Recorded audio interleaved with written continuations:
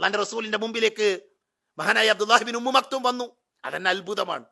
ആ പ്രയോഗങ്ങളിൽ പോലും ചില ആൾക്കാർ ചോദിക്കാറുണ്ട്, അന്തരെന്ന് വിളിച്ച് പരിഹസിക്കുന്ന എന്തിനാ?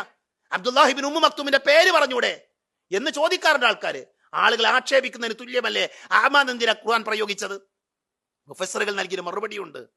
അവിടെ എങ്ങാനും അബ്ദുല്ലാഹി ബിൻ ഉമ്മു മക്തൂം വന്നപ്പോൾ അദ്ദേഹത്തിന്റെ പേര് അവിടെ കൊണ്ടുവന്നിരുന്നുവെങ്കിൽ പിന്നെ ആ സൂറത്തിന് പ്രസക്തിയില്ല, പിന്നെ ആയത്തിന് പ്രസക്തിയില്ല. കാരണം എന്താ?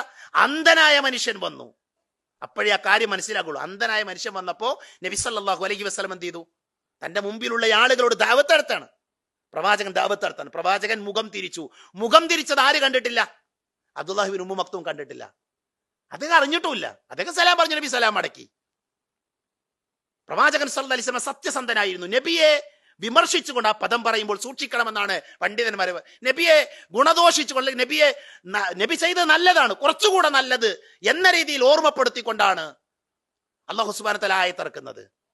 ആ സമയത്ത് പ്രവാചകൻ സല്ലല്ലാഹു അലൈഹി വസല്ലം മറച്ചു വെക്കാൻ പറ്റുന്ന ആരും അറിയില്ല, ആരും അറിഞ്ഞിട്ടില്ല. നബി മുഖം തിരിച്ചത് അബ്ദുല്ലാഹി ബിൻ ഉമ്മു മക്തൂം കണ്ടിട്ടില്ല, വിശ്വാസികൾ കണ്ടിട്ടില്ല. പ്രവാചകന് മറച്ചു വെക്കാമായിരുന്നു. പക്ഷെ പ്രവാചകൻ എന്ന മുഹമ്മദ് എന്ന പ്രവാചകൻ സത്യസന്ധനായിരുന്നു.